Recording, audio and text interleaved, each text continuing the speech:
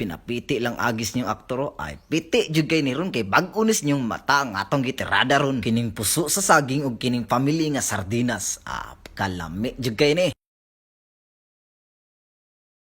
Tirada dia aktor ay natay tirada ron magpakyut sa kuninyo kay kining puso sa saging ug kining sardinas nga pamili mao ni atong tiradahon ron. Ako na day ning giliyok ang puso sa saging so giniana lang gid na ako ugutad para nindot kay siya tanawon baka nang mura siya chichirya inig kanon ba niya. Kuanan nato nag-ini tubig kay para mawala ang iyahang mga tagok sa puso sa saging. Kuana ra gud na kuanan lagi ini tubig. So kani akong pagluto ron murag bag-o jud kay ni sinyong mga mata kay puso sa saging din sardinas. So tagaan ta mog teknik ug unsahong pagluto ani. Naman ko'y nakalimtan ug unsay kulang atong niluto ron.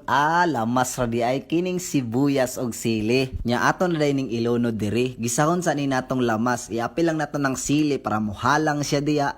Lami kayo. Kung mo action na gani nag brown imong lamas diya nga gisa. Ilono dani natong puso sa saging kay para kani ang atuang pabukalan og maayo. But nga nato nagtubig diya. Dayon magulat na lang dayon ta mo bukal para timplahan nato. Nya kay ning bukal naman diri. But nga nato magic sarap para mulami inig mayo atong niluto. Bot nga lang dayon natog asin nga balig piso, ajinomoto dayon nga balig dos, matik perting pagkalamian na kay ni atong niluto ron. Tas atong pinakamalakasang sardinas ang pamili sardinas. Bot nga dayon nato ani dayon.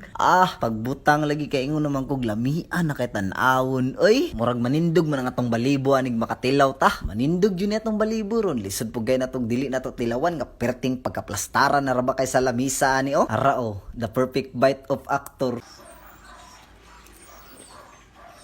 Lami nakapanglingi ko sa likod tungod sa kalami. Lami jud kay siya, mura jud siya i-serve sa restaurant ba. Puso sa saging dayon sardinas, the best combination jud kayo bay. Kung wa mo kasuway, panuway mo. Samot nag-usaw na to nigtilaw diri kining sardinas ug puso sa saging. Tan-awa. Nakasagit na nun tag kalami.